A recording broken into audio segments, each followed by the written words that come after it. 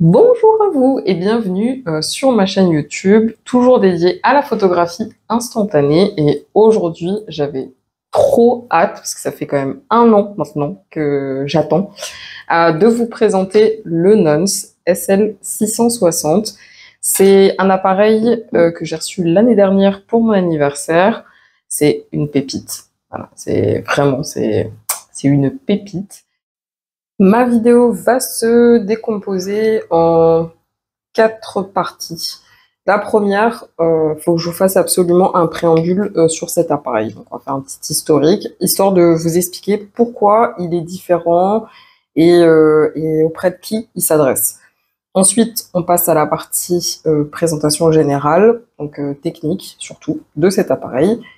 Ensuite, on va faire des tests en intérieur et en extérieur.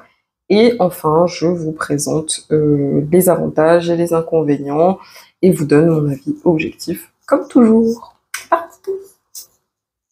C'est le croisement, pour moi, entre le SX70 de Polaroid et un argentique. Donc là, j'ai choisi par exemple le Pentax 67 parce que déjà c'est un moyen format et que c'est aussi, je pense, un modèle qui a fortement inspiré le design du Nons. Déjà sa poignée en bois, c'est évident, et aussi pour la forme qu'il y a au-dessus de l'objectif. Avant l'apparition de ce constructeur, dans la catégorie des appareils photo instantanés, eh bien, il existait un seul modèle proposant des objectifs interchangeables. C'est le Diana Instant Square de l'homographie, mais même si je l'adore, il présente néanmoins quelques inconvénients, comme son manque de robustesse, son viseur qui est simple, le manque de précision dans les réglages et la difficulté d'utiliser le mode bulb. Il existait aussi déjà des appareils photo instantanés à visée réflexe, ce qu'on appelle le SLR, d'ailleurs d'où vient le nom, comme la famille DSX70 de Polaroid, qui est emblématique bien évidemment, ou les modèles de Mint, comme l'Instantflex TL70 pour les films Instax Mini et l'Instantflex TL70 Plus pour les films Instant Square. Ou encore leur modèle, toujours chez Mint, de SX70 révisé avec l'innovation du Time Machine, mais là encore, pas d'objectif interchangeable. Auprès de qui s'adresse cet appareil? Je dirais essentiellement pour les niveaux avancés. Donc tous ceux qui ont un niveau avancé en photographie, ça peut être les professionnels, ça peut être les gens qui adorent l'argentique, ou ceux qui font déjà par exemple du numérique et qui aiment bien bidouiller et jouer avec les réglages. Bon bah tous les amoureux de la photo avec plutôt un mode manuel. Ça peut être aussi les niveaux intermédiaires si jamais les personnes veulent un peu monter en compétences. Mais c'est pas un appareil par exemple que je recommanderais à un total débutant, quoi. Franchement, non. Et d'ailleurs, le prix, on va pas se mentir, le prix de l'appareil, pour moi, il s'adresse pas non plus à un débutant qui cherche un premier appareil photo instantané. Et enfin, Nons, qui est-ce? Parce que c'est vrai qu'on les connaît pas vraiment. C'est une start-up qui vient de Hong Kong. Ils ont lancé leur premier projet en 2020 avec le SL42, qui prenait en charge du coup du film Instax Mini. Donc le concept est toujours le même. Ce sont des appareils photo instantanés à visée réflexe et à objectif interchangeable, qu'ils ont ensuite amélioré avec le format SL645. À ce moment-là, moi, j'ai pas voulu l'acheter, bien qu'il me tentait. Mais j'ai pas voulu l'acheter parce que déjà, bah forcément, c'est une gamme d'appareils qui coûte un peu d'argent. Et moi, j'avais déjà à l'époque, du coup, des SX70 et l'Instantflex de Mint, donc des appareils à visée réflexe. Et je voulais pas racheter un autre appareil qui utilise le même type de film. C'est vrai que j'attendais vraiment un appareil qui sortirait. Alors, avec du film Instax White, ça aurait été merveilleux, mais non. Mais du coup, quand ils l'ont sorti avec le film Instax Square, là, j'ai sauté sur l'occasion et j'ai demandé à mon chéri de me l'acheter pour mon anniversaire.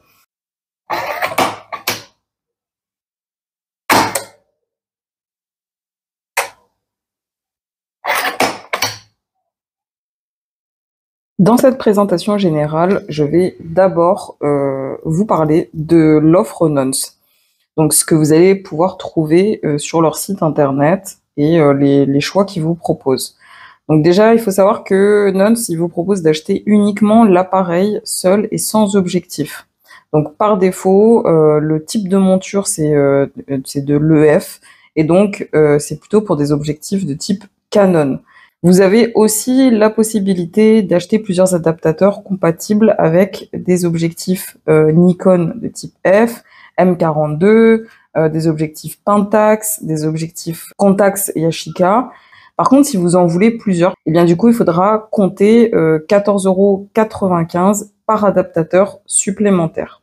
Moi, n'ayant pas ce type d'objectif, j'ai opté pour un des objectifs de la marque. Elle vous propose deux types d'objectifs manuels. Le premier, c'est un 50 mm avec une ouverture allant de 1.8 à 22 avec une mise au point mini à 0,45 m. Et cet objectif vous coûtera 55,95 €. Le deuxième objectif, eh bien, c'est un 35 mm avec une ouverture allant de 2,4 à 22 avec une mise au point minimum de 0,24 m. Et celui-ci, donc c'est celui que moi j'ai choisi, il coûte 103,95 €. À savoir également que si vous utilisez un objectif Nikon de type DK, eh bien vous devrez utiliser le viseur déjà présent dans le packaging. Et rassurez-vous, si vous le perdez, il vous coûtera simplement 6,95 €. Ce qu'il faut savoir, c'est que puisqu'il s'agit d'un format carré, si vous utilisez un objectif supérieur à un 58 mm, du coup, il y a de fortes chances que vous ayez ce rendu avec cette forme carrée en noir, donc qui risque d'ailleurs de s'accentuer si par exemple vous utilisez un téléobjectif. Bon, alors moi je trouve ça super joli cet effet cadre au noir, mais si c'est pas de votre goût, du coup c'est bon à savoir.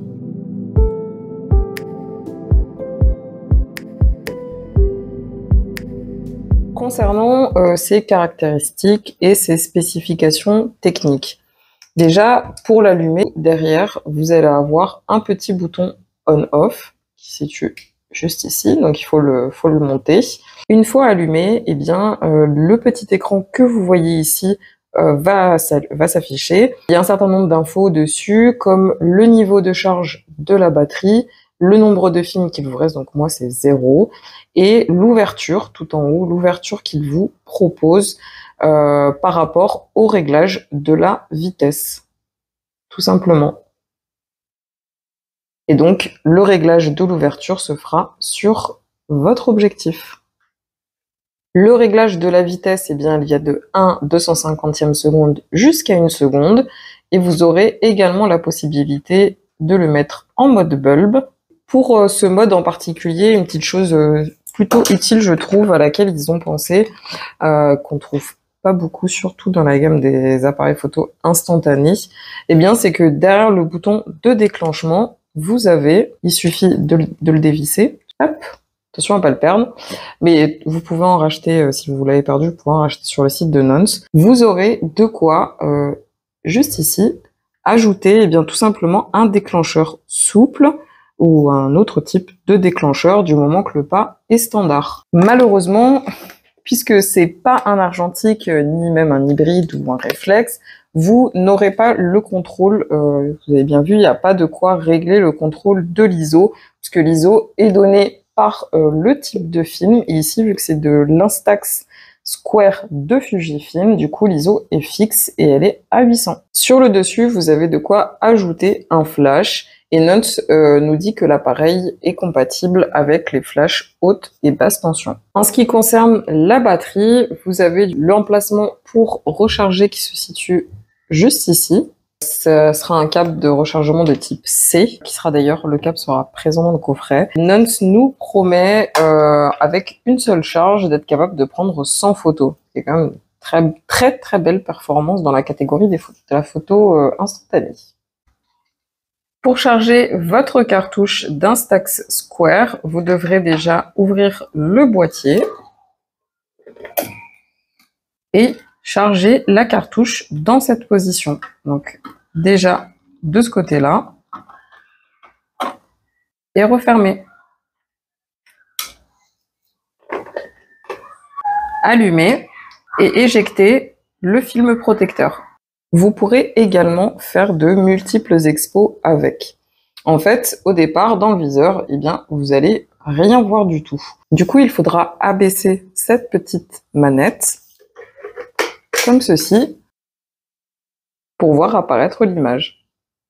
Il vous suffira donc de shooter, de rabaisser, de shooter, de rabaisser autant de fois que vous voulez. Et lorsque vous avez fini de faire vos multiples expos, eh bien, vous n'aurez plus qu'à éjecter avec ce petit bouton sur lequel il faudra appuyer au moins 1,5 secondes pour voir sortir du coup votre film. Dans le viseur, ce que vous allez voir, déjà, donc ce qui est quand même super appréciable, eh ben, c'est le réglage de la distance concernant la mise au point. Donc ça, le fait de l'avoir en direct, c'est vraiment top. Mais aussi, ce qui est sympa, c'est le réglage de l'ouverture en direct. Vous pouvez quand même suffisamment vous rendre compte de la quantité de lumière qui va rentrer directement dans le viseur. Et ça, franchement, c'est super top. Il y a cependant quelque chose que je pourrais reprocher au viseur, c'est que, vous l'avez vu, le viseur est rectangulaire, mais le format de l'image est carré.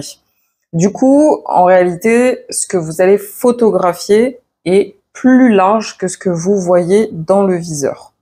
Voilà, c'est quelque chose au départ à prendre en compte. Autre chose concernant le viseur, c'est que quand vous allez photographier, la plupart du temps, la photo, elle va se présenter comme ça. Si vous tenez l'objectif comme ceci, la photo sera comme ça. Donc c'est-à-dire que si vous voulez une photo avec la bordure vers le bas, eh bien il faudra penser à tourner votre appareil à 90 degrés. Et enfin, sur le light meter, un truc qui est important à savoir, c'est que du coup, le capteur se situe juste là et qu'il n'est pas connecté à l'objectif. Et non. Donc, quand il calcule, c'est selon bien évidemment la lumière qu'il capte et la vitesse que vous avez réglée. Mais il ne prend pas en compte du coup l'ouverture. Donc ça, c'est une petite chose quand même à faire attention. Autre chose de pratique, hormis du coup la poignée en bois, qui est super ergonomique, c'est top. Autre chose de pratique, ben, quand on fait des poses longues, donc en mode bulbe, eh bien on a un pas de vis pour y fixer un trépied. Oh, quelque chose que je vous ai pas dit. Bah oui, tout bêtement, comment changer l'objectif. Vous avez un petit bouton poussoir, je dirais. Et en fait, il suffit d'appuyer dessus. Et ensuite, vous déverrouillez. Il faut juste dévisser, quoi. Et pour le remettre, ben, en fait, vous avez un petit point rouge et qui va en face, du coup, du petit point rouge et visser jusqu'à entendre le petit clac. Autre chose que je voulais vous montrer, c'est l'équilibrage de l'appareil. Si j'enlève l'objectif, il n'y a aucun problème, l'appareil est super stable. Par contre, dès lors où on rajoute du poids à l'avant, ben, c'est à peu près ça la position qu'aura systématiquement votre appareil. À moins que j'y rajoute un flash sur le dessus, sinon il tombe, quoi.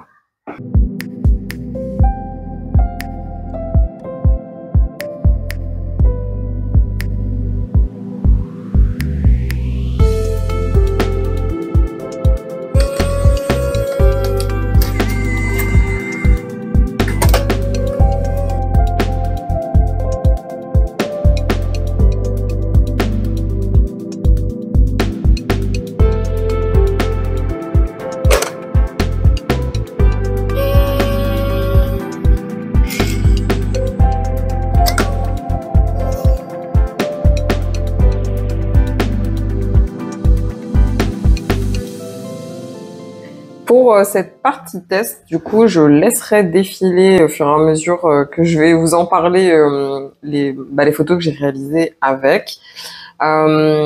Déjà, ouais, franchement, c'est vraiment un plaisir de shooter avec l'appareil. Déjà, c'est la première chose que je veux dire. Même si, du coup, je le mettrai aussi dans les points négatifs, même si c'est vrai qu'il est lourd. Il n'est pas forcément super encombrant, mais il est lourd quand même. Je crois que le boîtier en plus il est en alu, donc forcément c'est pas du plastique quoi. Hein,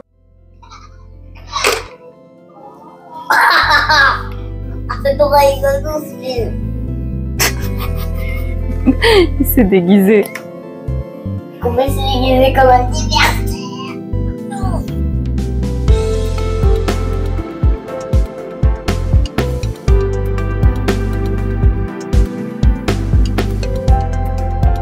Je voudrais aussi vous parler du light meter, parce que c'est quand même une grande innovation, surtout sur ce type d'appareil photo instantané.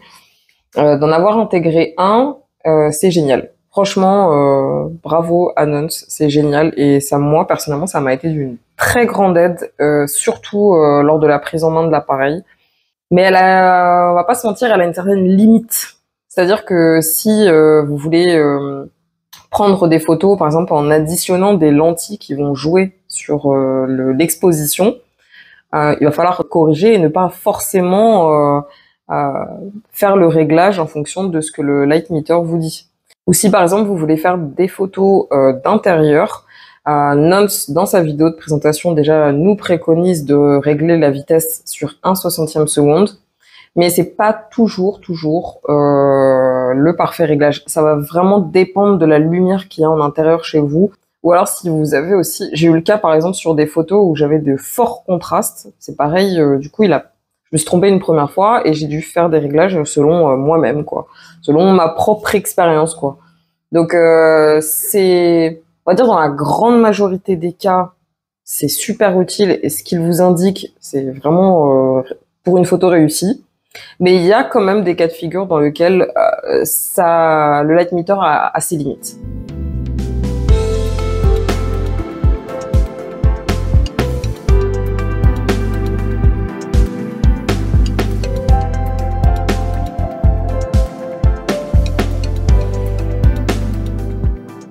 Un autre truc qui peut être dérangeant, c'est que, comme certains le savent, ceux qui me suivent par exemple sur Insta, ça fait quelques années maintenant que je suis expatriée.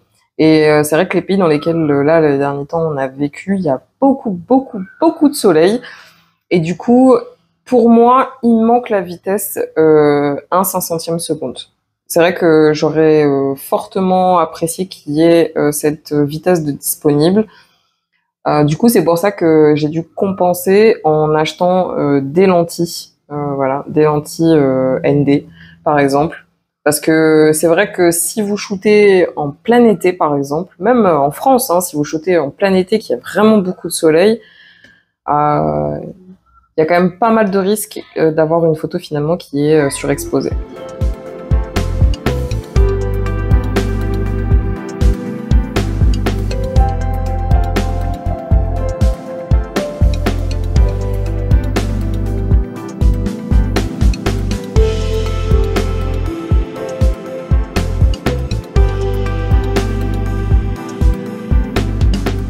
Autre chose que j'ai dû acheter avec cet appareil, bon là c'est du pur confort, on est d'accord, mais c'est que de base en fait on a ce capuchon là qui s'ouvre comme ça, et moi j'ai tout le temps peur en fait de perdre les capuchons. En plus des fois j'ai pas de poche, j'ai pas de rangement si par exemple je suis en robe, et du coup moi j'ai acheté du coup ce capuchon parce que je préfère d'ailleurs ce type d'ouverture avec un petit cap justement pour le retenir, pas qu'il tombe.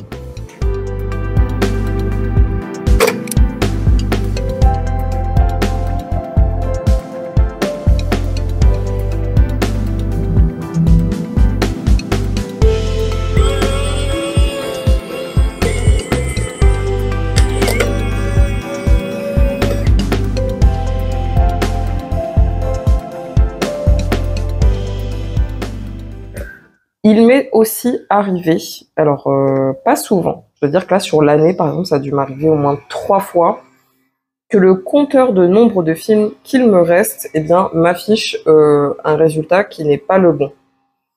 Les 2 premières fois ça allait parce que je savais à peu près où est-ce que j'en étais, donc quand il m'affichait 0 je savais que c'était pas vrai et qu'il me restait du film. Par contre la dernière fois, Entre-temps, j'ai pas mal shooté avec d'autres appareils, et du coup, je savais plus du tout où est-ce que j'en étais. Et quand je l'ai allumé et qu'il m'a affiché 0, je l'ai cru. Et voilà, bah, j'ai sorti la cartouche et badaboum. Il y avait encore des films, donc le premier film, forcément, était foutu, parce qu'il avait pris la lumière.